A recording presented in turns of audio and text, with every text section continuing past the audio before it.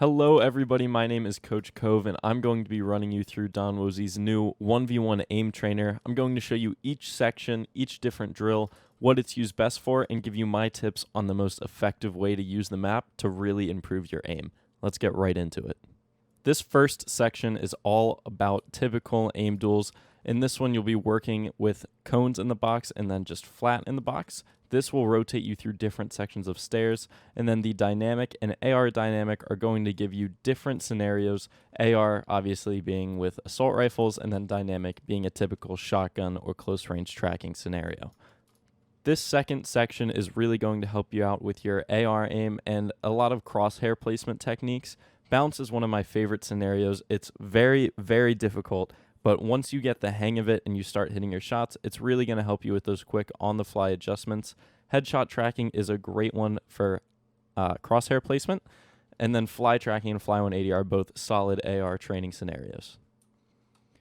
All of these reactive box fight scenarios and reactive pre-fire, reactive peaks are fantastic for training your shotgun aim. In each one of these, you're going to have to adjust to your opponent coming in very quickly, just as they would in a real game if they were trying to jump in on you. And reactive peaks especially, I love for practicing from different angles that you're already going to have in a real game scenario.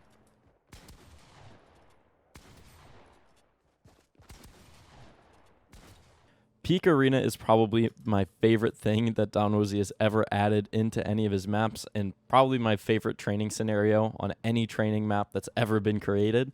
It's so good for training your movement. There are all these different structures and levels. You're moving vertically, you're moving horizontally, and you're even practicing with structures that you don't typically see in a game. It's really, really fun, and it's also incredibly challenging to make sure that you're always taking good angles, but I promise you, if you use it a lot, it's really going to help out your movement and your aim. Reactive peaks high-low is another great reactive scenario. This time you're practicing working from a top-down or a bottom-up position.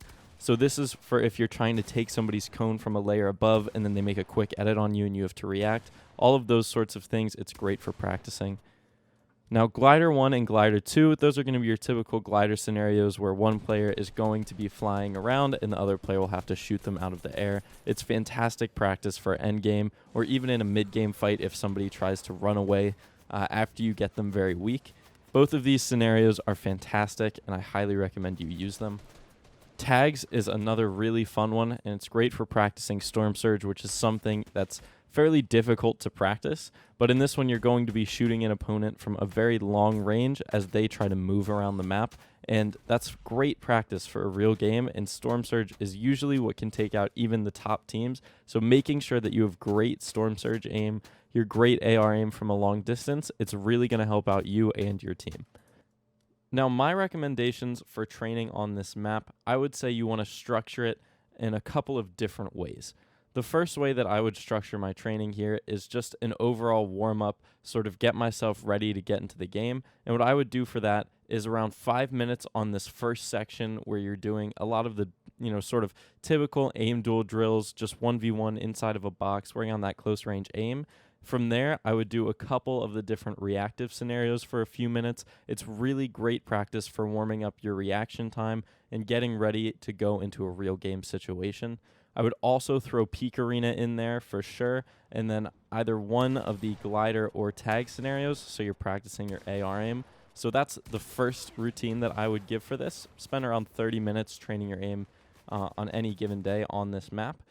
The second way that I would structure this training and what the rest of these routines will pretty much be, I'll give you 3 of them, is if you want to improve either your shotgun aim, your close range, either target switching or SMG aim, and finally your AR aim. So if I wanted to improve my shotgun aim as much as possible, I would start out by playing 1v1 cone flat with a tac shotgun, and I would just aim for the head. You'll bounce around in there, and it's really going to help you out with making sure your crosshair placement is consistent. And the reason you don't want to use a pump, even though that's the shotgun that's currently in the game, is because you're going to have to deal with too much of that delay. And you can do it, but I think it's much better to save that for what the next drill in this routine will be, which is reactive box fighting. I would say you could do this for between 10 to 15 minutes. I would split that up between doing the reactive peaks and the reactive peaks high-low with one or two of these reactive box fight scenarios, and then I would again end it off with peak arena. Next up is if you want to practice your AR aim, you're going to start out with AR dynamic. You're both going to be on cones opposite each other, and you're going to have to work on your peak movement as well as taking those initial shots to make sure you're getting that damage off. After AR dynamic, I would move on to fly 180. It's a good mid-range tracking scenario that's going to get you warmed up, and it's also going to make sure that you're very smooth with how you're tracking. The rest of this routine is going to be focused on your glider and your storm surge tags because that's what AR damage is mainly used for. So you're going to do about 5 minutes on both glider 1, glider 2, and then finally end it off with about 5 minutes of tags, however many run-throughs that'll take you. I would say for the glider routines, you're going to want to make your health a little bit lower. I would do it either on 2,000 health, so 1,000 health for each of you, or 4,000. You won't want to go too much higher than that. Tags as well is a very, very difficult scenario, so you can do some lower health damage there. But when you're doing something like AR Dynamic or Fly 180, you can increase the amount of health that you have, so you're getting a bit more practice in. Finally, if you want to train your close range SMG aim, you're going to start out again with 1x1 cone flat, dynamic, or 1x1 stare. You can practice on all three of them throughout that 5 minutes, or you can just do one of them. It doesn't really matter. It's up to you. And then you can use either an AR, as most of the time that's what you're going to be using in a real game, or you can use an SMG. That'll work just as well. It's all up to you on what you want to be practicing. After you do around 5 to 10 minutes of that, you're going to move on to bounce. And now bounce is, again, a very difficult routine, and it's very difficult for tracking, but you can take both a pump shotgun and an AR/SMG into here and practice hitting a shotgun shot first and then moving on to hitting your AR shots.